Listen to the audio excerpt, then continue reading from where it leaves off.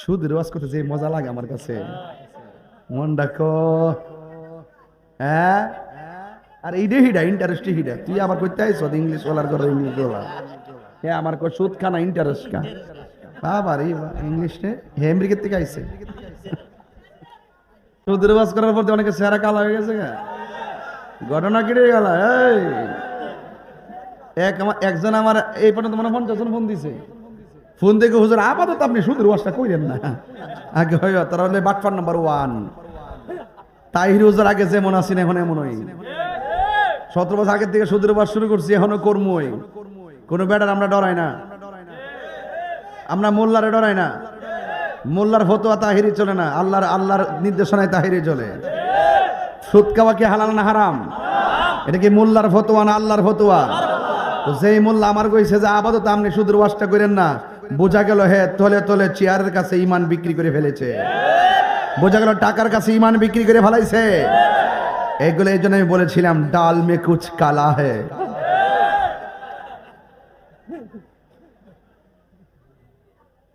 সুদের ওয়াজ করতে যে মজা লাগে আমার কাছে, মন ডাকো। হ্যাঁ, আর এইটা হিডা ইন্টারেস্ট হিডা, তুই আবার করতে আইস ইংলিশ বলার করে ইংলিশ বলা। হ্যাঁ, আমার কো সুদ খানা ইন্টারেস্ট কা বাবা রে, ইংলিশ নে হে আমেরিকা থেকে আইছে। বাজান বাবা, আমরা যে রুকু করি নামাজে দাঁড়ায়া, জামাতে যখন নামাজ পড়ি আমরা কি রুকু একটা কম করি, সেজদা একটা কম দেই, সূরা কি একটা কম পড়ি? তো এত কষ্ট করে নামাজটা পড়া হারাম খাইতাম কি লেগে? কথা কন না কি লেগে? দেখবেন যদি সুটকির ভর্তা ফাতা সাতা দিয়ে ভাত খাই, শরীরটা এত সুন্দর। আর যদি সুদ খা দেখবেন এটি লড় তারা না, আমরা এমনি দলি লড় তারা না। কিরে কিরে বাড়া,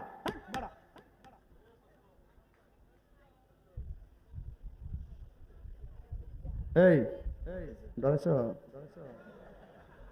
না? ডরেস না, আমি আমি এমনি দিছি, আমি তাহির হুজুর। ডরেস না, তুই ডরেস না।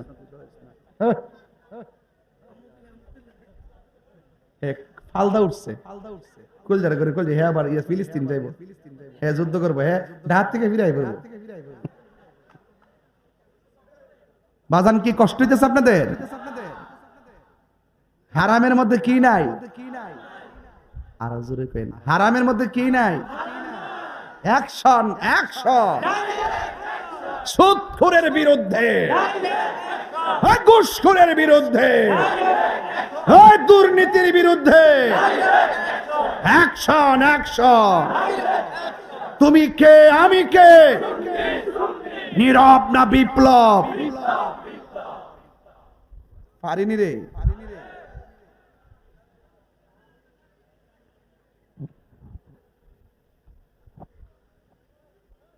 তবে এটা সত্য, তাহির হুজুর যখন একটু হাসি মুখে থাকে সবাই একটু আনন্দ পায়। আবার তাহির হুজুর একটু কঠিন হয়ে যায় তখন সব সোজা হয়ে যায়। তবে একটা কথা বইলা দিয়া যায়, সুদখোরকে না বলুন। সুদখোরকে কি বলুন? না বলুন।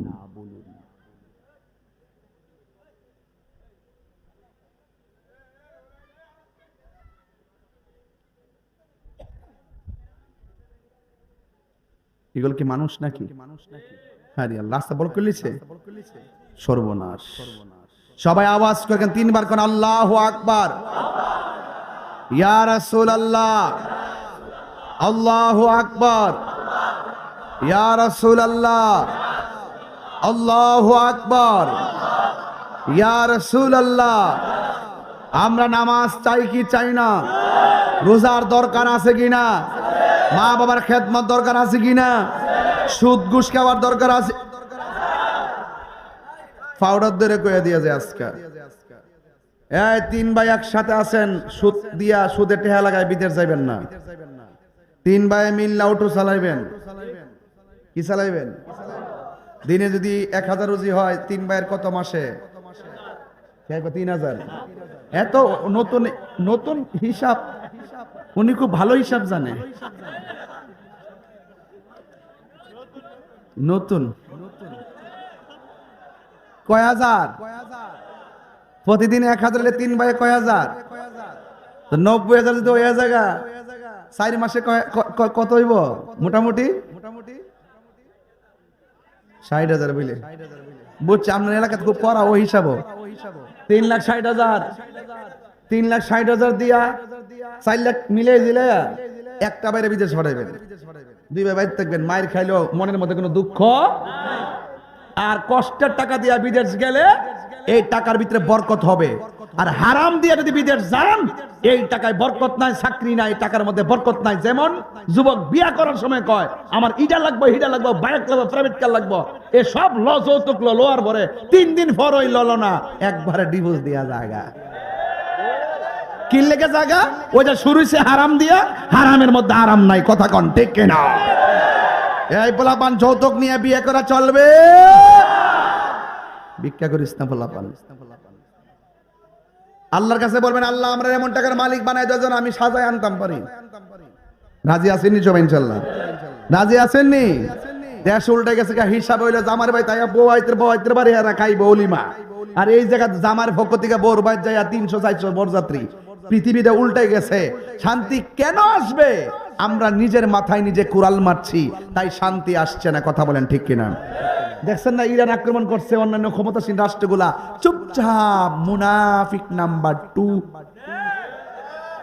এই মুহূর্তে যদি এক ইরান কাফাই লেতেছে, যদি এই মুহূর্তে যদি সবটি ক্ষমতার মুসলমান রাষ্ট্র যদি একসঙ্গে যদি পরে জিরাই বইব, ইসরায়েলের উপরে যদি একসাথে চালাইতো, ইসরায়েল মাটির সঙ্গে মিশে যেত। কথা বলেন ঠিক কিনা?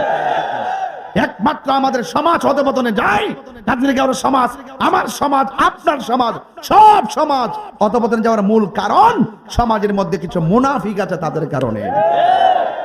রাসূল বলেন আমি দেখতেছি কবরের ভিতরে আযাব হচ্ছে। কি হচ্ছে? নবী দেখার ক্ষমতা আছে না নাই? এই বিশ্বাস কার কার নাই হাত তোলেন। সবার আছে। এলাকার মানুষ অনেক নবীর পাগল বুঝা লাইছি, ঠিক না?